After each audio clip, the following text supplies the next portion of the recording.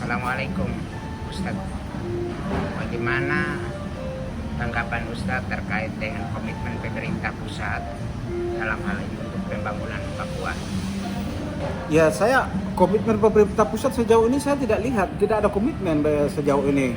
Presiden Prabowo belum memiliki format yang jelas dan pasti bagaimana menangani konflik yang ada di Papua. Karena itu menurut saya ini yang perlu harus adanya masyarakat Papua terutama harus ada terakomodir. Sebenarnya mau dibawa kemana Papua ini?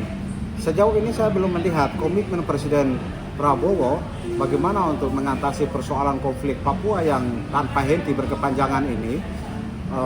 Seperti apa? Formatnya belum jelas. Saya tidak melihat ada komitmen jelas untuk penanganan konflik Papua ini.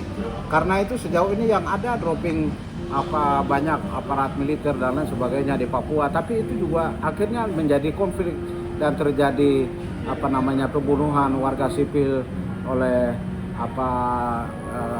pihak-pihak yang berkonflik, sehingga ini bukan format yang tepat untuk melakukan pendekatan.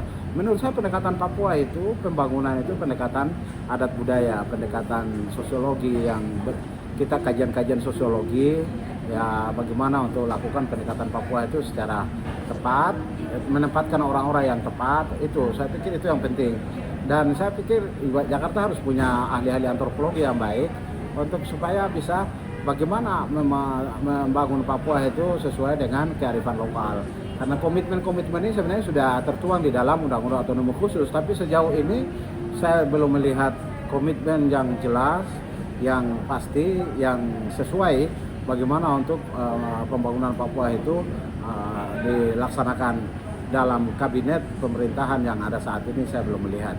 Makanya sekali lagi saya bilang yang terhormat Bapak Presiden Prabowo bila perlu menempatkan orang Papua yang yang paham, mereka yang konsen selama ini persoalan konflik Papua ini di lingkaran kabinet pemerintahan yang Bapak pimpin, terutama di Wapres, supaya itu bisa memberikan arahan kebijakan supaya pendekatan pembangunan di Papua itu pendekatan yang lebih kepada humanisme, kemanusiaan, lebih berperadaban, tidak lagi pendekatan militer approach atau pendekatan militer yang penuh dengan kekerasan, penuh dengan